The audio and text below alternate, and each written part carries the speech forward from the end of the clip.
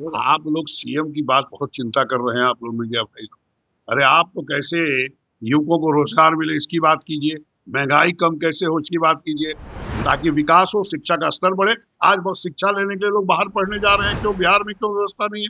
किनके पाप के चलते बिहार के लोग दूसरे राज्य में नौकरी कर रहे हैं?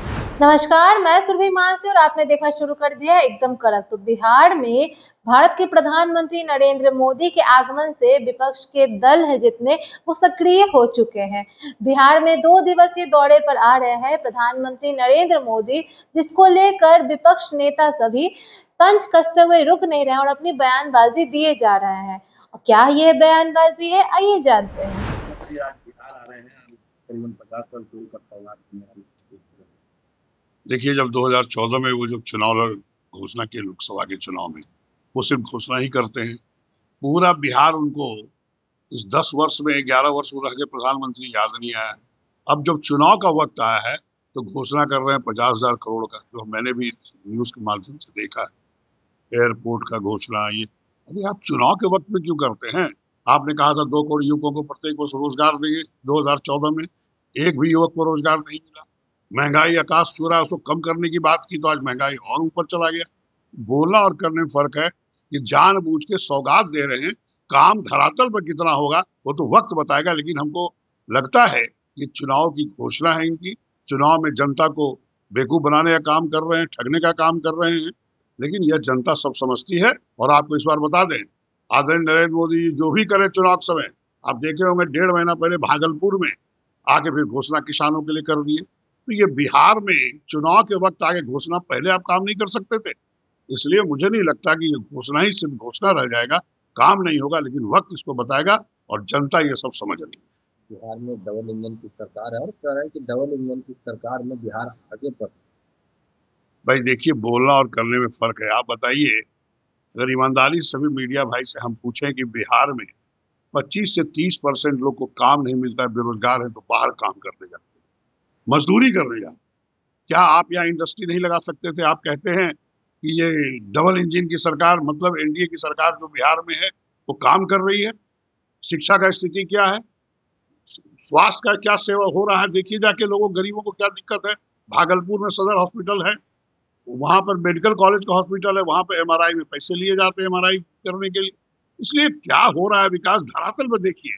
घोषणाएं हो रही हैं, लोग कह रहे हैं, लेकिन धरातल पर कोई काम नहीं होता। हाँ, बिहार में चुनाव है और ये कहा जा रहा है कि महागठबंधन के लोग, इंडिया गठबंधन के लोग सीएम उम्मीदवार फाइनल नहीं कर पा रहे। कांग्रेस के लोग और बोलते हैं, आरजेडी के लोग कहते थे याद है सीएम नहीं। आखिर कब तक आप लोग सीएम की बात बहुत चिंता कर रहे हैं, आप लोग मीडिया भाई। अरे आप तो कैसे युवकों को रोजगार मिले इसकी बात कीजिए, महंगाई कम कैसे हो इसकी बात कीजिए, महिलाओं को सम्मान, जो कि आपको सबको अनाउंस किया, कांग्रेस पार्टी ने भी किया कि 2,500 रुपये सरकार बनेगी तो देंगे। एक जगह स्टेट में हमारी सरकार है, वहां हम लोग शुरू किए हैं देना। अरे काम करके दिखाइए ना। सीएम फेस वक्त आएगा सब तय हो जाएगा। पहले हम लोग को सरकार बनाने दीजिए ताकि विकास हो, शिक्षा का स्तर बढ़े। आज बहुत शिक्षा लेने के लिए लोग बाहर पढ़ने जा रहे हैं, क्यों? बिहार में क्यों व्यवस्था नहीं है? इलाज की व्यवस्था क्यों नहीं है? लोग बाहर क्यों जा रहे हैं, दिल्ली और बॉम्बे?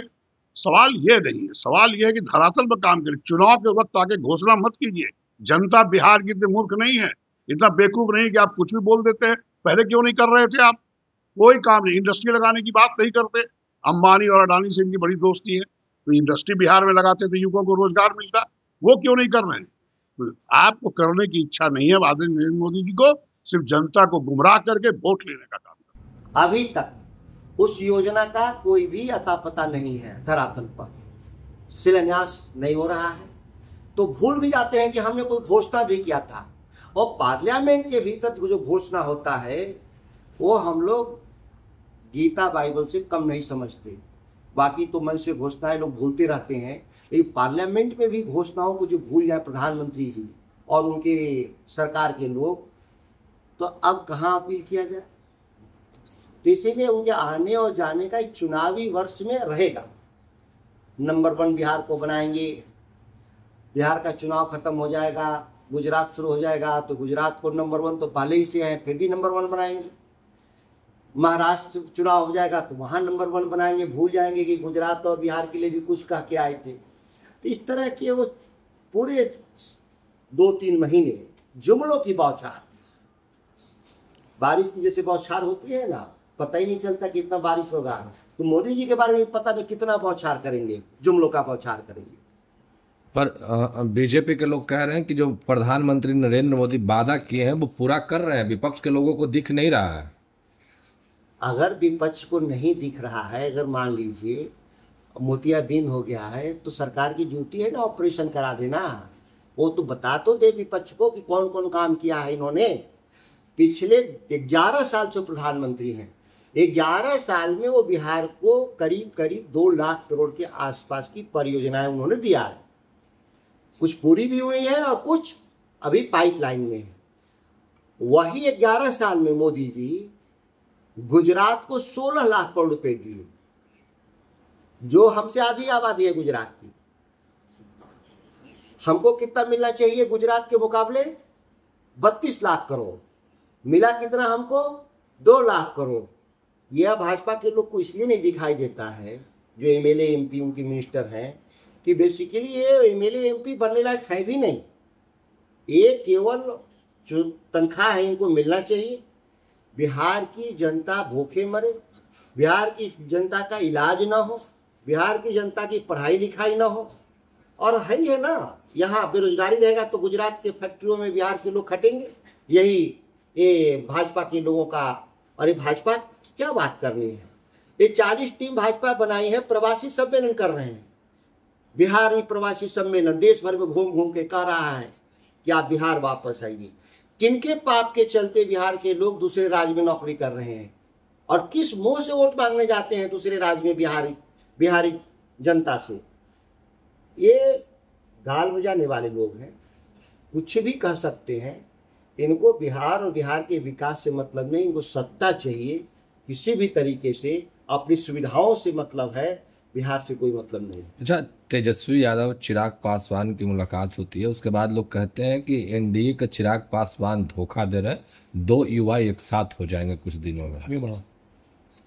देखिए, राजनीति में 2 दल जब मिलेंगे तो अखबार की घोषणा के साथ मिलेंगे। 2 व्यक्तिगत तौर पे मिलते हैं कभी सुख दुख में, किसी के घर में खुशी का माहौल भी होता है और कभी कभी दुख का भी माहौल होता है। ऐसी परिस्थितियों में 2 दल के नेता जाते और आते हैं। एक जो सामाजिक जो शिष्टाचार बना है उसको राजनीतिक नज़रिए से हम लोग नहीं देखते। भाजपा या कोई दल क्या सोचता है इसके बारे में ये जानकारी नहीं है। दोनों का मिलना किन परिस्थितियों में हुआ, जहाँ तक हम लोग की जानकारी में कोई राजनीतिक परिस्थिति तो है नहीं। हाँ, घर में खुशी का माहौल है तो कोई मिलने जुलने आता रहता है। जैसा कि आपने देखा, विपक्ष के दलों का कहना यह है कि प्रधानमंत्री नरेंद्र मोदी का बिहार में विधानसभा चुनाव से पहले आना बिहार के लिए सौगात की बात नहीं है। बस ये राजनीतिक दाव पेच खेला जा रहा है बिहार वासियों के साथ। उनसे वादे और घोषणाओं की जा रही है, योजनाओं पर चर्चा की जा रही है, पर कोई कार्य नहीं होए जा रहे हैं। इससे पहले भी, चुनावी माहौल से पहले भी कई वादे और दावे किए गए थे जिनको आज तक पूरा नहीं किया गया। वही बिहार में विधानसभा चुनाव से पहले मोदी जी का बिहार में आना और साथ साथ 2 दिवसीय दौरे पर योजनाओं एवं सौगात पर कार्य करना, यह एक दावपेच जैसा दिखाया जा रहा है। आपको बता दें कि बिहार से आधी आबादी वाला राज्य गुजरात में प्रगतिशील कार्य के लिए व उन्नति के लिए 20,000 करोड़ रुपए तक की लागत दी गई थी, बस विकासशील योजनाओं पर कार्य करने के लिए। वहीं बिहार में अभी तक बस वादे दावे किए गए हैं और सौगात की बात की गई है और पटना एयरपोर्ट के लिए 12,000 करोड़ रुपए भी दिए गए हैं। आगे इन योजनाओं पर कार्य होगा कि नहीं, कि बस घोषणाएं होती रहेंगी, या बस ये विधानसभा चुनाव को लेकर राजनीतिक दावपेच है? आपकी इस पर क्या राय है, कमेंट बॉक्स में हमें बताएं। ऐसी कड़क अपडेट्स के लिए बने रहे एकदम कड़क के साथ। बेल आइकन प्रेस करना ना भूलें, सब्सक्राइब करें और देखते रहे एकदम कड़क। धन्यवाद।